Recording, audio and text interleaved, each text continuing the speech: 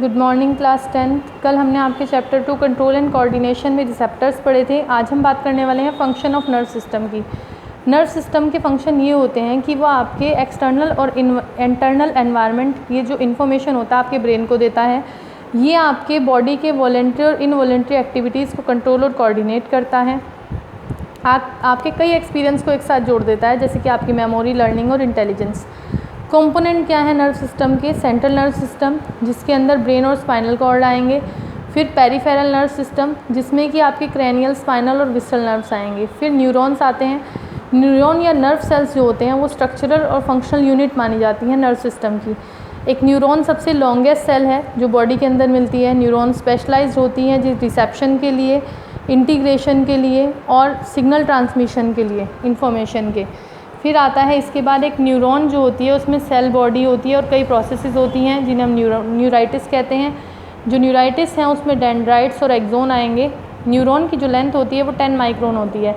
Human का nerve system ये आगे 2 पार्ट्स में डिवाइड है, सेंट्रल नर्व सिस्टम और पेरिफेरल। सेंट्रल वाले में आप ब्रेन और स्पाइनल कॉर्ड पढ़ते हैं, जबकि पेरिफेरल में वॉलेंट्री नर्व सिस्टम जो आपके कंट्रोल में है और दूसरा इनवॉलेंट्री जो हमारे कंट्रोल में नहीं है। वॉलेंट्री में क्रैनियल नर्व आ जाएंगे और स्पाइनल नर्व्स आएंगी। स्पाइनल भी आगे 2 पार्ट में डिवाइड है, सिंपैथेटिक एंड पैरासिम्पैथेटिक। अब बात करते हैं इससे आगे नेक्स्ट टॉपिक की। देखिए सेल बॉडी।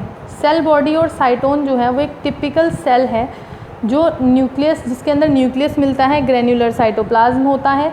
साइटोन जो होता है उसके अंदर सेंट्रियोल नहीं होता, जिसके रिजल्ट के कारण जो सेल डिवीज़न होता है वो भी प्रॉपर्ली नहीं हो पाता। साइटोप्लाज्म जो होगा साइटोन का, उसको कहेंगे न्यूरोप्लाज्म।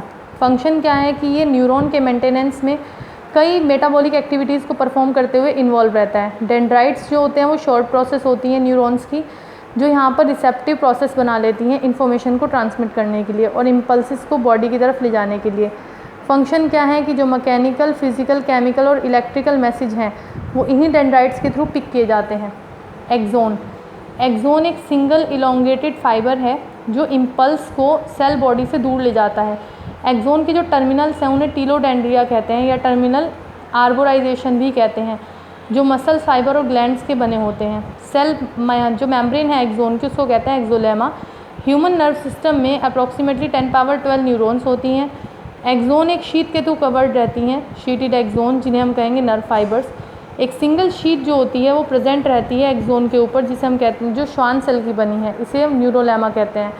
एक लेयर इंसुलेटिंग फैट और माइलिन की बनी होती है जो न्यूरीलेमा के बीच में और एक्सोन के बीच में प्रेजेंट होती है। इस नर्व फाइबर जहाँ ये प्रेजेंट होगी वो माइलिनेटेड नर्व फाइबर है और जहाँ एब्सेंट होगी वो अनमाइलिनेटेड है। एक रेगुलर गैप के बाद आपको यहाँ पर नोड ऑफ रेनवियर मिलती है। ये है इसका स्ट्रक्चर। डेंड्राइट्स ये निकल रहे हैं, ये न्यूक्लियस है, ये सेल बॉडी है और ये आता है आपको यहाँ पर axon, then nerve endings. Synapses जो इन्फॉर्मेशन मूव करेंगी नर्व सिस्टम के अंदर वो एक्शन पोटेंशियल की फॉर्म में मूव करती हैं एक लोकेशन से दूसरी में एक्सोन के साथ साथ, इसे कहते हैं नर्व इम्पल्स। और यही नर्व इम्पल्स जो होती हैं वो एक न्यूरॉन से दूसरी न्यूरॉन तक पूरी बॉडी में ट्रैवल करती हैं। ये जो एसोसिएशन है इनका, इसको कहा जाता है सिनेप्सिस।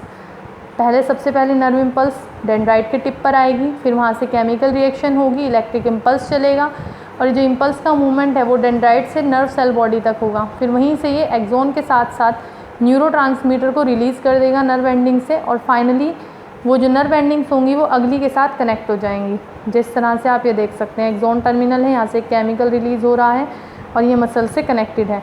ये जो पार्ट है मैसेज का ट्रांसमिशन हो रहा है, ये सिनेप्स कहलाता है। आज हमारा इतना ही टॉपिक होगा, कल हम इससे आगे करेंगे। Thank you.